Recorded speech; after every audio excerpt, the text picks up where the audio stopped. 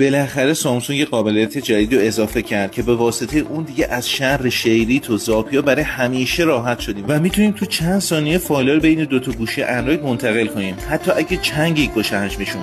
اگه دوست داری بدونی چه جوریه با من همراه باش، خیلی ساده است.